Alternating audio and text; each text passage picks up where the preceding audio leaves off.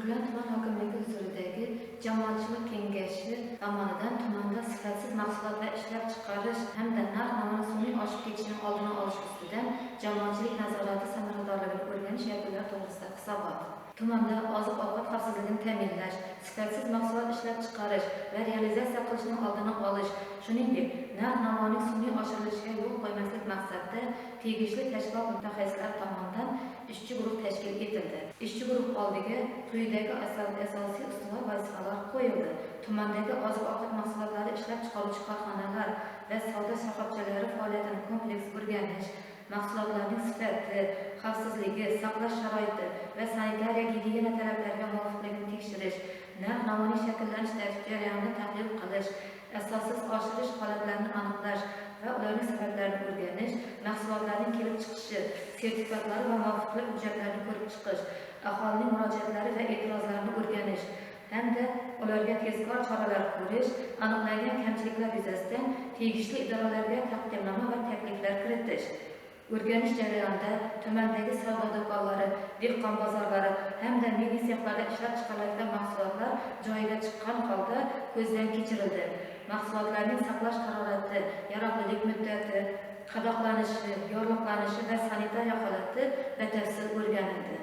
Tumandagi oziq-ovqat mahsulotlarini ishlab chiqarish korxonalarida O'zbekiston Respublikasi Vazirlar Mahkamasining 2027-yil 13-sentyabrdagi 374-sonli qaroriga binoan sanitariya-epidemiologik osoyishtalik va jamoat salomatligi bo'limi xodimlari tomonidan tadbirkorlik subyektlarida profilaktik yo'l bilan sanitariya talablari bo'yicha sut va sut mahsulotlari, non va non mahsulotlari, qandolat mahsulotlari, go'sht va go'sht mahsulotlari ishlab chiqarish 2026-yilning shu davri mobaynida olib borilgan o'rganishlar davomida jismoniy shaxslar, fuqarolar tomonidan sotilayotgan jami 674 kilo iste'molga yaroqsiz oziq-ovqat mahsulotlari aniqlangan va tegishli tartibda blokeraj qilingan.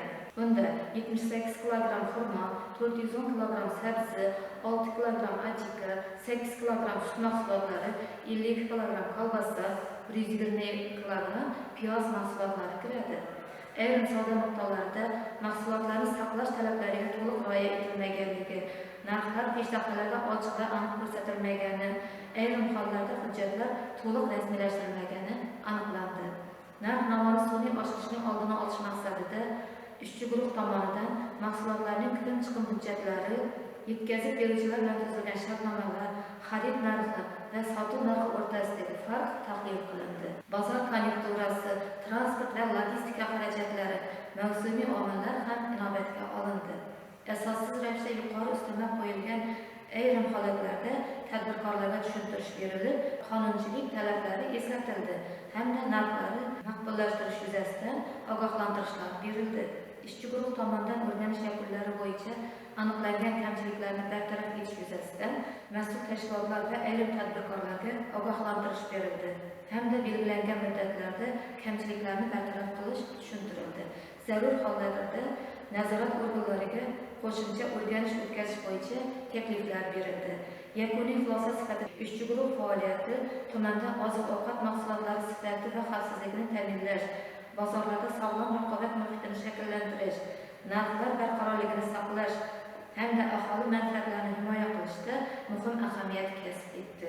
Kelgusida bu kabi o'rganishlarni muntazam va tizimli davom ettirish, jamoatchilik nazoratini yanada kuchaytirish hamda tadbirkorlar bilan ochiq va konstruktiv muloqotni yo'lga qo'yish asosiy vazifalardan biri etib belgilandi.